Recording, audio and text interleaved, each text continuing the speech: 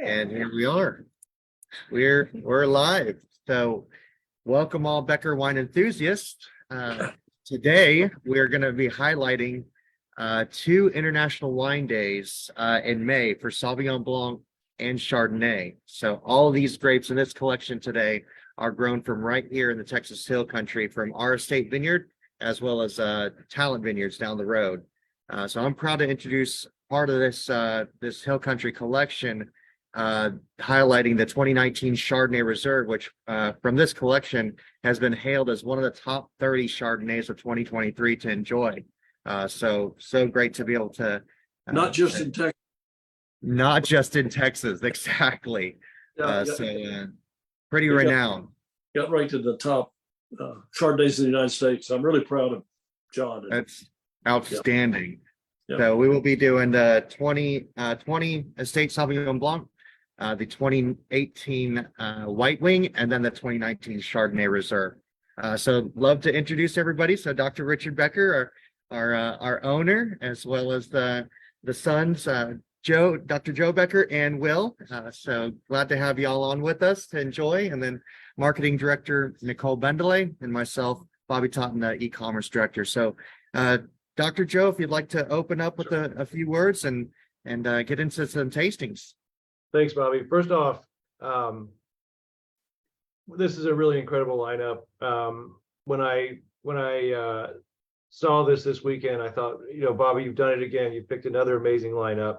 And then secondly, always remembering what originally inspired this virtual tasting was the pandemic. And just as a physician, just to put my physician hat on for a second, which I guess I never take off, we're obviously still dealing with it. I see it in my kids' school. I see there was an outbreak in the third grade class. People are still dying from it. Hospitals are still dealing with it. And fortunately, I think we have another vaccine here, another booster, which I think is wonderful. I think we're going to continue to deal with this. I think similar to flu. I think we'll continue to deal with mutations with this virus. But I think if we all kind of continue to stand together and do our best, I think we'll continue to do better. But just please, we think of the doctors and the nurses and the teachers and everybody that's really on the front line with this virus. And with that said, as always, I'm excited to share a glass of wine with my family and my wine family and Nicole and Bobby. So thank you. Here, cheers. Cheers. Well said. All right. So this Sauvignon Blanc is gorgeous. This is probably one of my favorites. Been really enjoying this one for a while now. And it was a limited production. I mean, we produced almost 600 cases of it. And it'll be a little while before we produce any more. We just got done replanting the new vines up in front. We're there for about 30 years old. So this is kind of the mix of both 1993's planting and 2005's planting. So this is one of the oldest grapes planted. Probably it's a grape original to that part of France, the region of Bordeaux. Maybe descendant of the ancient grape Sauvignon, which probably the Romans produced some. But now it's also grown in Gillespie County. So this is a blend of grapes we planted in 1993, and then a subsequent planting about 4 or 5 years ago. Bobby, what year was that? 2005. 05. Okay, so it's been 8 years. And this is made in oak and in stainless steel and with malolactic. Tell us the percentages. So on this one here, we had 60% new French oak, so 15% neutral oak, and then about 25% stainless steel. So it's a nice kind of balance between the fruit and then what the oak provides with a little bit of that smokiness on the finish, which is beautiful. So the wine in barrel probably had malolactic, and the wine in stainless steel probably did not. So a way to blend the brighter fruit notes with the softer malolactic component. And this is really beautiful. I mean, Mitchie, what are you smelling? What are you tasting? Yes, I always feel like this always has like a classic Granny Smith green apple. Kind of makes you pucker just a little bit, but in a good way. And then also has that honeysuckle with a little lemon on the finish. And I remember when I first started working here, I didn't know what honeysuckle was. And then finally when I was visiting some friends in East Texas, and I had a little time to kill before I got to their house, before they got off work. And I had stopped at one of the state parks, and one of the park rangers was like, "Hey, you know, the honeysuckle is coming in. Would you like to try some?" And I go, "Like, you just eat that?" And they're like, "Oh yeah, we suck on the stem." So they gave me some, and I'm like, and then it was just kind of a weird experience to think that you noticed it, but you just didn't know what it was. You couldn't put your finger on what you were tasting and smelling in a wine. And but it was so helpful. It was just it was an impromptu, informal educational session on that. But those flavors still stick with me, still resonate on this wine. And I think it's also a fun wine when you're getting a group of people together, like having like a reception or something, and just kind of getting your palate warmed up for the next wines coming up. I was just thinking, I really, I love Sauvignon Blanc as a grape. And I feel like there's so many different expressions of Sauvignon Blanc in the world, and they're all so distinct. You know, you have the high acid southern hemisphere Sauvignon Blancs. You've got the famous New Zealand Sauvignon Blancs with almost a peppery character to them on the finish. And Dad, certainly growing up, I was always lucky the wonderful Pavillon Blancs of Margaux that you have in your collection. And so I was, and then certainly California. I love the grape because there are just so many different expressions of it, and they're all so distinct. I would be curious, where does this panel feel like this style of Sauvignon Blanc fits in that lineup? I think it's going to be interesting to go from this to the White Wing, which is a very different style of Sauvignon Blanc. On the nose, I get that same sort of lemon and sort of almost lemon grassiness, which I equate to New Zealand Sauvignon Blancs, very tart. But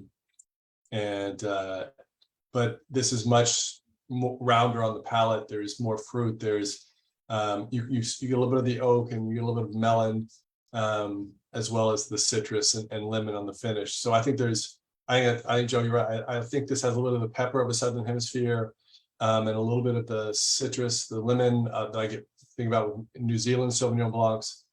But the fact that it has oak on about half of it gives it that bigger mouthfeel. It makes me think of Sonoma or maybe parts of Southwest France. So It's, so if the New Zealand expression is cat pee on a gooseberry bush. I was calling that a tart lemongrass, but yes, we can go that direction. There is a famous label produced in New Zealand in which the Sauvignon Blanc, the name of it is cat pee on a gooseberry bush. But this, it doesn't have, this has much more expressed sort of white flower and tropical fruit. And it's almost like it's halfway between California and Bordeaux. And I think the oak is responsible for much of that. Yeah. And what inspired you to plant Sauvignon Blanc? I mean, I know that. Oh, good. Sorry, what'd you say? I know. I've always loved Sauvignon Blanc, and I thought maybe it would do well. It's really been one of the best grapes we've planted on the estate in terms of just making what I think is great wine. And Joe, Now, if you can't publicly say this, I won't hold it against you. What was the first wine that your family made that you were able to taste and that you remember like taste in what am I trying to say? Taste and enjoyed. Do you remember which one it was, or did you try several at one time? I do. You know, I know Will's mentioned it before, but I really love our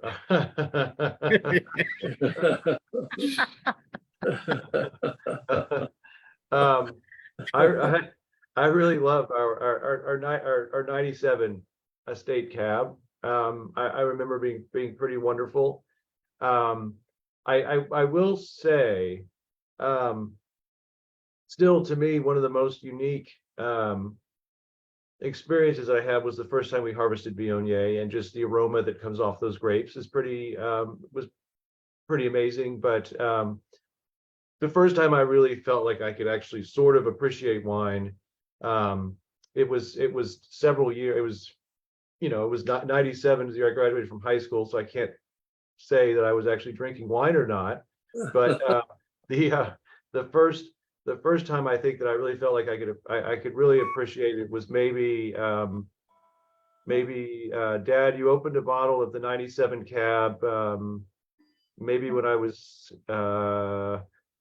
going into residency, and we sat outside and had a glass with Joe Russell, and we just played golf, and it was definitely one of the most amazing tasting, memorable experiences I've had.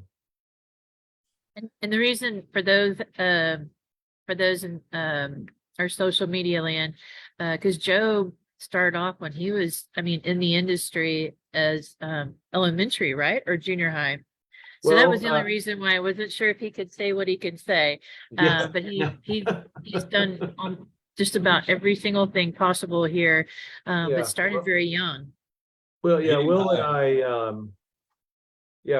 I have been going for a long time. Yeah, so that you know, it's like my children. Sometimes I have amazing memories and amazing times, and sometimes there's hard times as well. But Try not to remember. that's right. And so, but to me, these grapes, these 93 grapes, this vineyard I remember planting, and actually I remember we were, I know, Dad, you were thinking about trying to do sort of a traditional Bordeaux style planting, and we had about I think 80% Sauvignon Blanc and maybe 20% Semillon. Yeah. Right. We always had trouble with the Semillon in that vineyard. And so it's mainly now all Sauvignon Blanc, but I do remember planting those grapes. So yeah, you were about 12. Nine. Yeah. 93, I was 14. Oh, okay. But we planted for the first time in, you're right. 92 or 13, I think. Yeah. And but I remember the the summer before, Will, being out there in the country, and you having your friends down from college and putting the trellis system in. You guys did a lot. And actually, when we put in our original trellis system, we had this wonderful friend of the family, Armin Grantham, who was helping us at the time. And so we went out there on the weekend, and so Dad said we were gonna work on putting in some of the trellis system on our own, putting in some of the posts, digging some of the I think we were gonna dig some of the holes to put the posts in. And so I think we did a few rows, and Armin was such a perfectionist. As I remember, he came back in, and because we had not put the holes in perfectly straight, he came back in and redid all the holes that we'd done, so that it was in a perfect line. So that was a early fun memory for me. That's short. That's amazing. Well, Bobby, let's compare it with our French wine. Of course. So I was thinking that that this one with the 20 Estate kind of has a nice balance between old world and new world. It just kind of has that nice bright fruit nose, and then the oak. But this 18 white wing, just the depth of the richness of it is just, it's outstanding. And the color on this is pretty cool. It really is. This was mainly an oak, Bobby, and blended with Semillon. Yes, sir. So this one, it was 100% French oak, so that's why you're gonna get a lot more that depth of color on it. But 30% new, and it's 93% Sauvignon Blanc, and then 7% Semillon from Bingham Family Vineyards. And do we know where most of the Sauvignon Blanc comes from? From It's all right here, state. It's all state. Yes. Here's interesting, the four white grapes that are planted in Bordeaux are Sauvignon Blanc, but it's only 36%, Semillon, which is 54%, but much of it goes for Chardonnay. And then Muscadet, Muscadel, 7%, and a kind of an obscure grape called Sauvignon Gris, about 2%. To be a white Bordeaux, it has to have 25% Sauvignon Blanc, but most are 50% or more, I think. Most of the great ones. It's said to be, Sauvignon Blanc is said to be a grape that grows very well in a combination of clay and gravel. And the great white Bordeaux's come primarily from Graves, which means gravel in French. And also from the Entre du Mer, the little piece of land between the Garonne and the Dordogne rivers that come down and form the Gironde just below Bordeaux. So, but my favorite dry white Bordeaux's are from Graves, and this is, I think this is very much in that direction. They're made in oak. They're left 2 years, usually in French oak, and It's amazing. I mean, I realize the name Grobs means gravel, but it's amazing seeing those vineyards where it's just like there's no topsoil. It's all gravel. It's just incredible how much that they have to stress themselves to produce fruit. Is there a lot of like other soil deeper beneath that? How deep does the gravel usually go in Grobs? and I just don't know the answer to that. I know it's Might be a variation. I guess it's mainly alluvial, and it's kind of gets mixed as it flows along in ancient geologic time. But this has some pineapple notes, amazing, Absolutely. and a little bit of what spice and vanilla, and White pepper. how about fresh cut flowers? Do you get that a little bit? Yeah, I get some white flour in there. Mhm. Yeah, do you see some amount of similarity between the soil that our estate Sauvignon Blanc is and some of those old world plantings? I love this. I love the blend of sand and granite, eroded granite, and we don't have so much gravel, but we do have a very porous, friable, fairly deep soil with a subsurface calcium layer, kind of basically caliche. I think it's a great vineyard soil. I think here you have to go with what you taste, and I'll tell you, I think this wine is just on a plane, and it's going to get even more rich and profound over the next 10 years. There's I a love where we are right now. lot of pineapple, a lot of sort of a lime zest, Yes. and maybe a sort of a peach or melon. Nicole, what are you getting? You're the pro. I would agree with that. And that pineapple is almost like a caramelized pineapple. Like Yeah. say you've already been grilling on your grill, and then later for dessert you want to do some like pineapple and let it get a little caramelization. So this is pineapple upside down cake. Yes. It's German dish, but And it has like a little buttered, like a buttered toast or buttered brioche kind of characteristic with yeah, that. So caramelized, yes, Yeah. sugar on the bottom. Yeah, definitely picking up a little bit of that yeasty characteristic on the finish. So I think that's probably from being aged Sir Lee as well. So I think that this wine, if this wine has to be paired with cheese. I think you could do raw oysters and seafood dishes, but I think Yeah, it's yeah. so rich that it needs the right sort of. Almost Bobby, a That's brie. a good point that you make. Explain to people what you mean by your sur lie comment, in case people don't know what that means. With the surly I was asking, yeah, on the wine. right. Yeah, so it's basically when they're transitioning the wine from the tank into barrel, they're leaving some of that protein and sediment and that yeast culture that conducted the fermentation to add a little bit more body and characteristic to the structure of the wine. And typically what John has mentioned, that they'll do a batonnage through the process as well to stir it up, to kick it up, to bring that body a little bit more full in the finished products. How long a barrel, Bobby, for these wines? What do your notes show? So what I'm seeing for the 18 is about a year and a half. It's a year and a half in barrel for the white wing. For the Sauv Blanc, the Estate Sauvignon Blanc, that looks about a year. Boy, Yeah.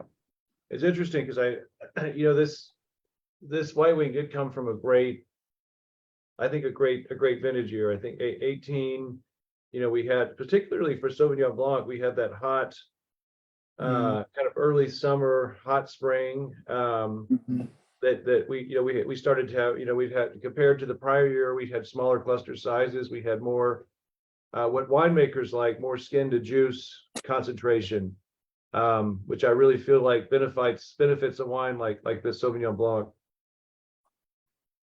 And it's interesting, the Semillon, we struggled with it in our vineyard, but it's done very well with Nick and Anthony at Farmhouse, and John made that great, that we've tasted that great single varietal designated Semillon, which is a really interesting expression. absolutely. And Dr. Becker, what made you decide to call it white wing? I know that you wanted a counterpart to the Raven, the red wine, but how did you decide to come up with that name, that particular bird for this wine? Hang on, wait, just Oh, sorry. very quickly, not to get too political, but I think our winemaker wanted to call it right wing. That's right. He thought we were calling it right wing. Oh, that's right. Oh, whoops, sorry. We said, no, John, it's white wing. Well, I love the white wing dove in our part of the world. We've all done a lot of dove hunting, which we Wrapped love. in bacon and broiled, yes. And Sure. and it was a nice match. But I really have to say, Buddy's the one who thought of calling it white wing. She said, let's call it white. I think she was thinking Raven white wing comparison. So I think it's a wonderful name. I think we've trademarked it as wine. So I love it. I love it, and just like I love the wildflowers in French, and which we also use. Yeah, we had a comment in Facebook from Stacy Leatham and saying that not seeing the option to purchase white wing anymore rather than the tasting pack. So because we didn't have as much to be able to be on the website, but we had enough to be able to showcase it in the virtual tasting. I think it's fun to be able to taste through that and almost do a vertical, if you will. Uh-huh.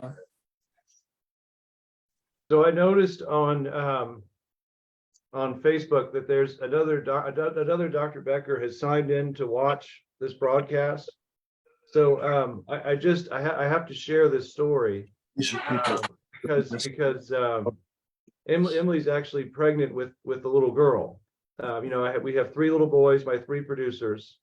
So we were in one of our meetings with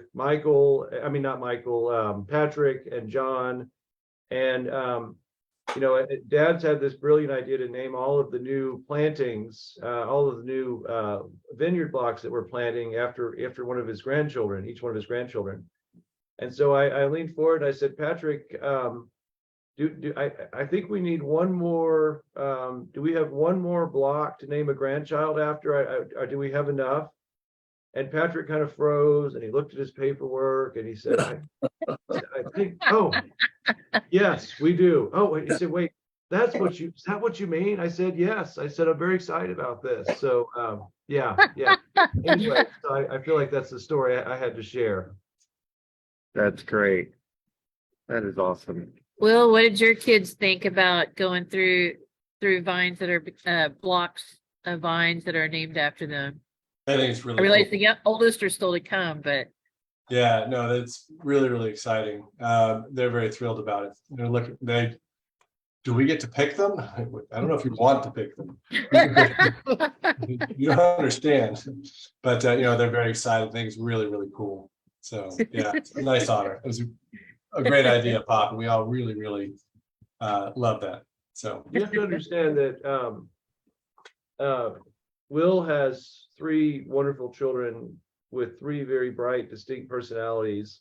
And that when they come down, my 3 little boys are just in heaven. And the amazing thing is that they haven't seen each other in a long time. And it's like when they sit down with each other, it's like the conversation picks up where it did like a Christmas ago. It's such a wonderful thing to watch. And they just don't know what they're missing by not being able to harvest grapes and plant grapes. I mean, they do not know. Yeah, that is correct. Yeah, it's the initiation rites. Yeah. The very first year before mechanical harvesters, when you're picking by hand, so you're getting up as soon as there's enough light to not cut your finger off, and you reach in and you pick from 5 until 11, and at that watch point, out for the snakes. I got stuck in my wasp nest. They love the vines. Fire ants. Everything. Yeah, you pick from 5 to 11. I almost cut the tip of my finger off. I was probably half asleep. And at 11, it starts to get too warm in the grapes. You can't control the fermentation, so you have to stop. And that's how we started. And then we bought a second vineyard in Ballinger, Texas, which we no longer own, but the bank had foreclosed and Pop bought the property. And the bank said, yes, you get these, that we had very young vines at the time. And this was a second property. The vines were about 25 years old, 20 years old at the time. And so it was going to give us some more mature fruit to blend with our younger fruit, and sort of that vigor from the young fruit with the depth of the older fruit was going to be a great combination. But the bank said you also get everything that's on the property. We have no idea what's there. There was a farmhouse and some barns, and we opened the first barn and there was a full-on mechanical harvest. We're all like, oh, all right. Christmas. Even better than the vines and the grapes and the house is mechanical harvesters, because you can do that from as soon as the sun goes down and from 7:45 until 10:45 at night, and get some reasonable amount of sleep and yeah, much less labor intensive. So yeah. I will say that, Will, thank you for bringing that. I did have a time when we had harvested, we'd harvested in Ballinger, and we'd had one of those days where, exactly like you're describing, we got to the vineyard at 5, and we harvested. We did have a mechanical harvester, and then we had to drive the mechanical harvester back to Fredericksburg to harvest there. And so we had to load the harvester onto the back of this big 32-foot trailer that we had at the time. And we had a wonderful vineyard manager named Frank Carpenter, who had been involved in St. Genevieve early on, and his wife Carolyn. And it was a really awful hot day, and he kind of passed out from heat exhaustion. So here I was, probably 16 or 17 years old. I had a friend with me, and I had no idea how I was going to drive this thing up onto the 32-foot trailer. And there was another gentleman from the community, and I said, "Can you help me with this?" And he said, "If I help you and anything happens, then I'm liable." And I said, "Oh, geez." So I said, "I'm 17 years old." Anyway, so we eventually did it. And I just remember driving it through these small towns, Brady and Mason, and look at, first off, it was over 100 degrees. So I kept waiting for one of the tires to pop. There's a big hill that you can go up, kind of coming into Brady. And the other thing was, driving through these small towns and making these sharp turns and seeing in my mirrors this gigantic piece of thing, like kind of leaning over. And I thought, oh, geez, I'm gonna roll over in the middle of the town square. But somehow we got it back. But that was that harvester has evoked some memories for me.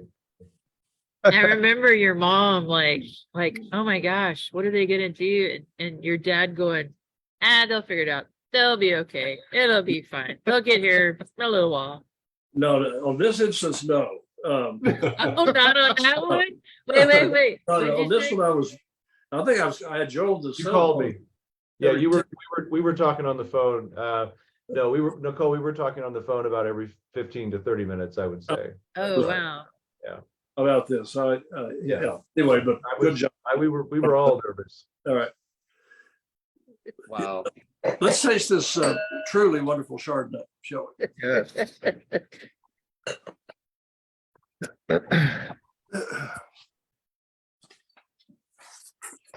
Oh my goodness. This will be an interesting departure. This Chardonnay is a derivative of Pinot Noir and Gauloises Blanc, a native grape.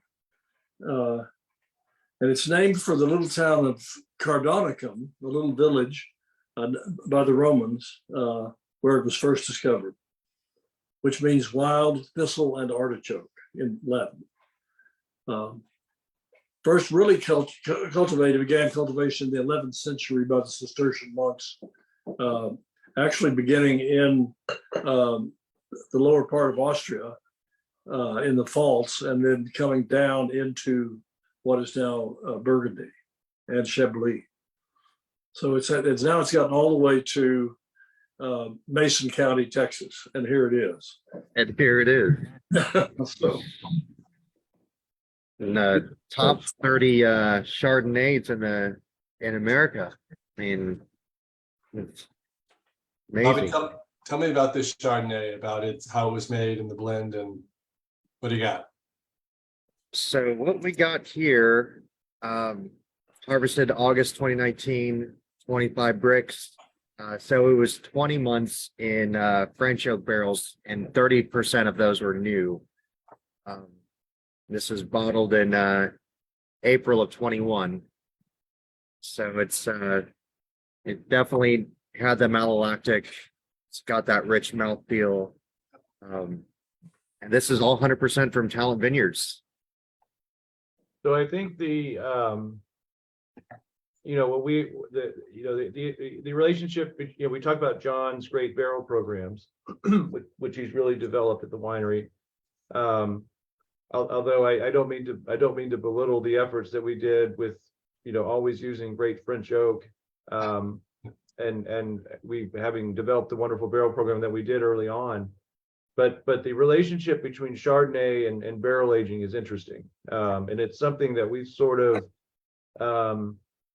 I would say we as a winery have developed over the last 20 years, especially with Chardonnay. We had it's, as we come back to, always talking about trying to find the best grape, the best expression of that grape in this climate, in this growing region, and starting out early on. Maybe aging our Chardonnays 7, 8, 9, 10 months in oak, and then John, and to back up for a second, you think about that. There's really only a couple great couple Chardonnay vineyards in Texas. We have Mrs. Canada, we have Drew's Vineyard. We've had some Chardonnay grown in our estate, and but just to come back, we found that putting Chardonnay in oak barrel, initially there's a 6-month period where the oak character really comes forward on the grape. So you pull it out at that point, you get an oaky, more traditional New World Chardonnay. And then you leave it in longer, you start to get out to 15, 16, 17 months, the oak character comes back, the fruit kind of wakes up and matures, and you get a wonderful expression like this. And so we're always, we've actually got some wonderful Canada Chardonnay in barrel, Will. I wish you could taste that's ready to come out and be bottled now. But it's the timing, it's getting it out and getting this sort of perfect fruit expression. And I feel like we've done that with this Chardonnay. So at the very, very, very first year, we planted in 92 and we harvested in 95. And we didn't know sort of at that time, the life cycle of Chardonnay in oak, and really any white wine in oak. And it had been fabulous fruit and the juice had been wonderful. And the first, month in oak, it had just been gorgeous. And then, like Joe said, the oak does come on, and so that 4-month mark, it's all oak and the fruit is gone. And we didn't know the fruit was coming back. We thought, oh God, we've just lost an entire Chardonnay crop and we've made toothpick juice. But like Joe said, it is cyclical, and those tannins do lengthen and join with the fruit tannins, and you get back the fruit in harmony with the oak. But there was a month there where my mother was sure we had just ruined the Chardonnay, this beautiful Chardonnay. But don't forget back. So the Bears were disappointed with their Chardonnay, the one that won the Paris tasting, that they took it out to the dump and all the cases. And then someone advised me, you ought to go back and get that wine. It's going to evolve. And they did. It's just amazing how much the wine changes. It is truly like a living thing. And how it can be like, I don't know if I want to use the word ugly duckling, but it just has this, doesn't do, and then all of a sudden it just really, really expresses itself. It's amazing.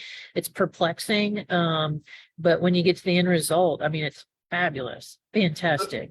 Nicole, I want to ask you the same question that you asked me early on, and that is, was there a wine that you remember that you tasted early on that made you really feel excited about this, really fall in love with this? I think there were two. So I remember the first time so when I started working for y'all, there was Sauvignon Blanc, not in oak. And then there was a Muscat Canelli for those that wanted an off-dry wine. And then not too long after, there was the Fumé Blanc, which Robert Mondavi had coined the term Fumé Blanc for a Sauvignon Blanc aged in oak. And I remember y'all's sister taking to the cellar and going, oh yeah, this is going to come out pretty soon. Do you want to smell it? And so she took the bung out, and I just remember it had all this like brown sugar kind of aromatics. It didn't taste like brown sugar, but all those brown sugar aromatics to it. And then of course later getting to taste it in a glass, and then still having the similar aromatics, but then also picking up the complexities of the wine, the citrus notes, the smokiness of the wine. And I just remember that being such a cool experience. It's like your senses were picking up so many different things all at once, and it took you a while to kind of dissect through it in a positive manner. And then another really cool experience, because I was reading up on all these different terms and whatnot in the wine industry and different magazines that your parents had shared. And Dr. Becker and Bunny were meeting with one of the consultants we had at the time, and they had brought up a Chateau Margaux Pavilion Blanc, which Sauvignon Blanc aged almost a year in oak. And when I tried it, it just felt like this pastry that just kind of melted in your mouth. And so when I tasted that, I thought, okay, now I see why people are so hooked on wines and so particular about wines. And so it was a really cool experience really early on in my learning about wine. And I realized sometimes there are people in the world that don't get to try that or pick up on that until much later. So thank you, Dr. Becker, and thank you to Bunny for sharing that with me. But those were two of my most memorable experiences and starts into the industry. Sorry, I didn't mean to get long-winded there, but really cool. Thank you. Gosh, Nicole, I wish we had a bottle of that Fumé Blanc with this lineup right now. That was I missed that wine. I have a bottle of a 95 Chardonnay and a 95 Cab, but I don't have the Fumé, and that would be a fun thing to find. Yeah. So, yeah. I've seen some Fumes down in the cellar. Item. Yeah, no, definitely. In 90, We have left.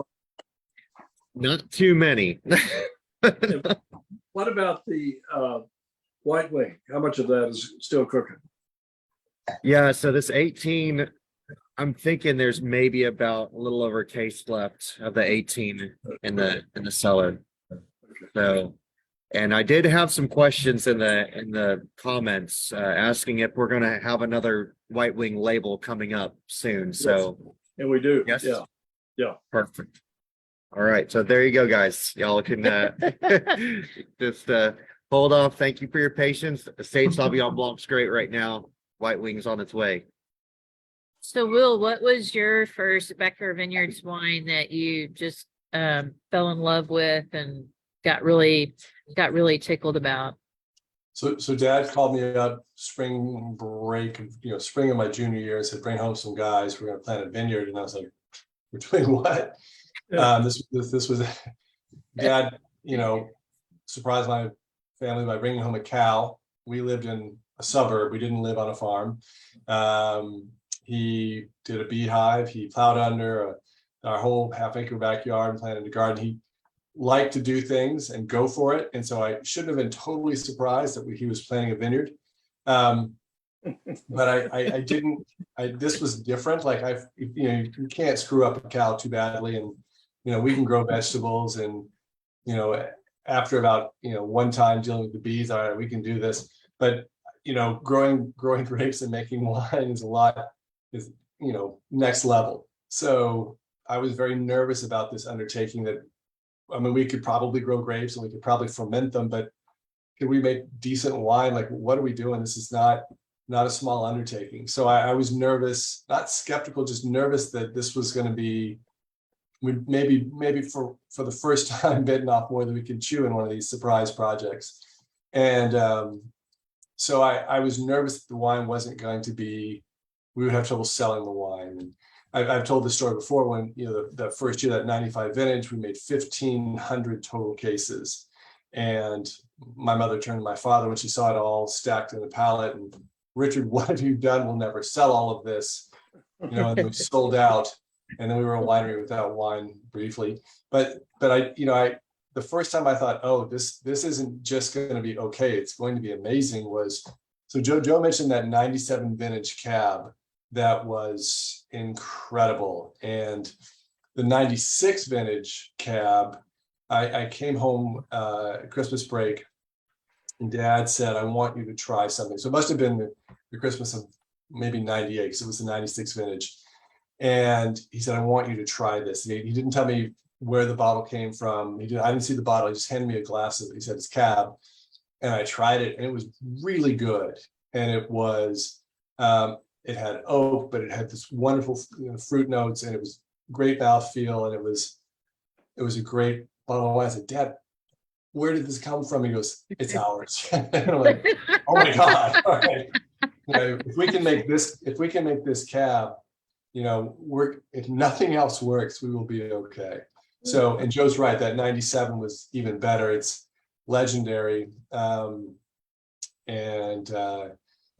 Yeah, but the night, like coming home at Christmas, maybe Christmas or Thanksgiving, I can't remember. It must have been 98 because it was the 96 vintage.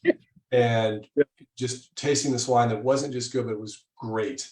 And thinking, okay, this project is going to be something special. And, you know, here we are 30 years later, and we make 1,500 cases of a couple of different varietals, let alone the whole production. So, yeah, that was a very special moment for me. I'll never forget that. Sitting in the kitchen in our old house, and trying this wine and just being blown away and so thrilled that this had come out of our winery. So, yeah.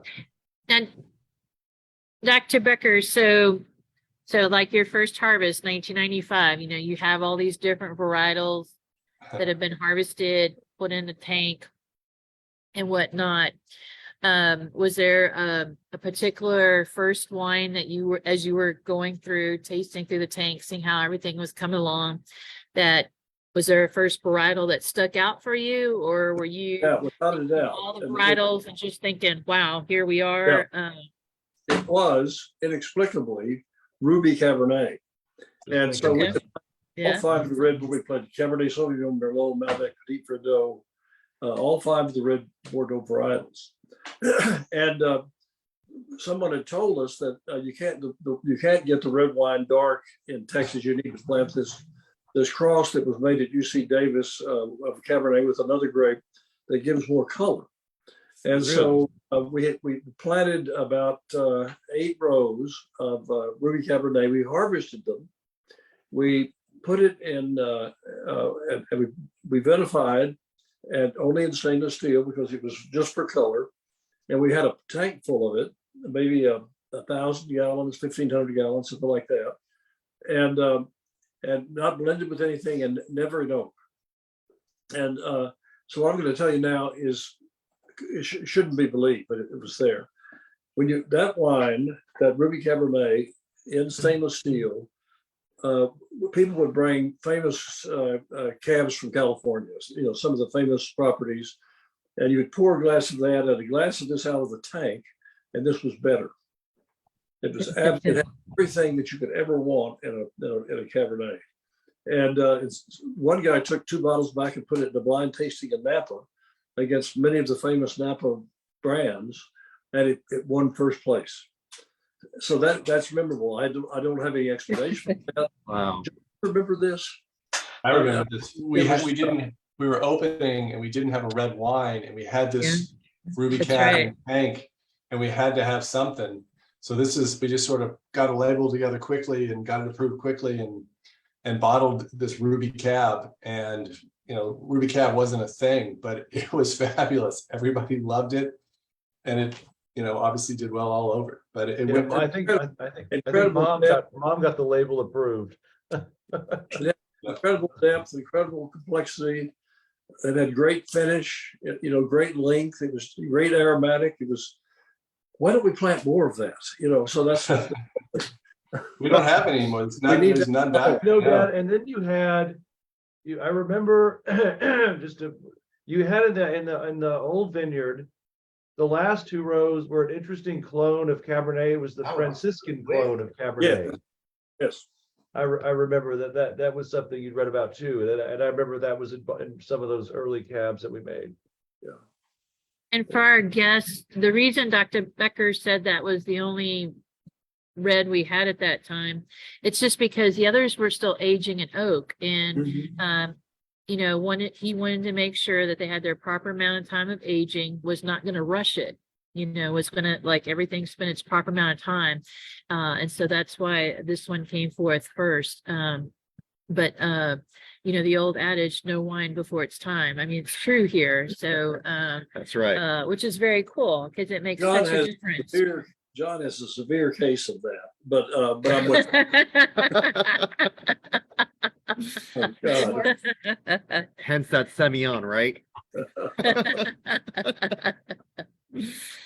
There's long COVID and there's long Leahy. I mean, they're the same. That's awesome. So Sam was saying that these wines pair great with their small plates. They've got chicken salad, pasta salad, and shrimp caprese, and various cheeses as well. So think nailed it with that one. So on that topic of food, a wine with your favorite meal or favorite pairing that you would like to do with this. So Will, I'm going to put you on the hot seat first. If you So I'm going to talk about the first wine, because we never talked about what we would pair that with. That's the 2020 Estate Sauvignon Blanc. And wine is just so wonderful for taking you back to where you first experienced it. And wine brings back so many wonderful memories. In this wine, I had for the first time, I think 2 years ago, in San Antonio. I came down in March. My family came down to spend time with Joe's family. And Joe's right, the grandkids just, boom, they go, they play, they're so happy together. It's really amazing and wonderful. But we went out for Thai food the last night I was there. And Dad brought a bottle of this, and I was just blown away with how wonderful this wine was. And we didn't order it wasn't especially spicy Thai food at all, but it was rich and pad Thai and some mild curries. And this Sauvignon Blanc was amazing with that. And I was sad that we'd only brought one bottle to that dinner. So it was perfect for that. With the Chardonnay, I want a triple cream brie, and I think that would be great. But I think the white wing would do the same. I think Dad's right. That white wing with cheese would be wonderful. I also kind of want the Chardonnay with a lamb chop with the pineapple on it. This Chardonnay is hay and citrus and but on the palate, it's got a wonderful sort of white or yellow apple, like almost golden delicious. Yeah. And that's balanced with the oak. So I want a triple cream brie with that. So that'd be awesome. Joe, what do you think? Two that are coming for me, with the one thought I had with the Chardonnay is kind of a scallops and sort of a nice creamy risotto. The other thought I had for maybe the Estate Sauvignon Blanc was would maybe some crab legs, maybe something with a little acid. But those are the two thoughts for me. Excuse me. That sounds amazing. Yeah, can't go wrong with a nice risotto. What do you think, Nicole? What would you like to pair with the wines? Gosh, I was thinking like the scallops and getting like a nice saute sear with the butter. And then there was a restaurant in DC that I was at called Marcel's that also had it was like a chestnut soup. And I realized we're not quite in our soup weather right now, but that kind of brought me back to that. And I could see that with the white wing. And then Sauvignon Blanc, I'd have to agree with Dr. Becker on like the oysters. And then even like chicken fajitas, I think would be great with that. And then Chardonnay. Gosh, there's a lot of great things with Chardonnay. Sorry, my mind is just kind of thinking of all kinds of different thoughts on that one. I can't think of one, but really excited about how these are all tasting and they're different years. And for some of us, or most of us actually, we don't get to taste these every day. So a lot of times they're sitting in the cellar for months, several years at a time, and then we're bringing them out and then retrying them. So I know we mentioned about Christmas earlier, but this is like another Christmas. So these are awesome and showing beautifully. And I know a lot of hard work goes into all of this, from those that are harvesting, those that are bottling, so many different stages with this. And so, but yeah, very exciting for all of us. Definitely. So Joe and Margaret and I, coming back from the Unified meeting, drove to the waterfront San Francisco, and it had fresh, cold Dungeness crab. Mhm. And woo, the Sauvignon Blanc, the Estate Sauvignon Blanc, or the Chardonnay, either one would have been great with that. I will say, just a thought, but I had they're famous for their Chiappino. And I was thinking, I wish that I had John's Tempranillo with that. Anyway, but thank you for reminding me, Dad. We had the Saint-Supéry Dollar Hide Sauvignon Blanc. That was Yeah. wonderful. It was very good. Well, this has been a great tasting, great stories and just sharing. Bobby. Oh, well, Hey, Bobby. appreciate it, guys. Always, Bobby. From the hill country, the harvest from right here. So it's awesome to be able to share that, and it's gorgeous. And I know next week we have a Mother's Day collection coming up next week. So I'm posting that in the comments. So if you haven't got your pack for next week, it's there to go ahead and purchase. But we've got some great guests on with us sharing their picks for Mother's Day. So we'll have our Provençal. Yeah. Who Yeah. are the Well, we'll have Margaret on with us, and we will also have Emma and Carolyn. So really excited to have you guys on and share these amazing mother stories and cheersing and having a glass together and hear about the generations to come. So if she could, we're going to miss her. But Well, she would.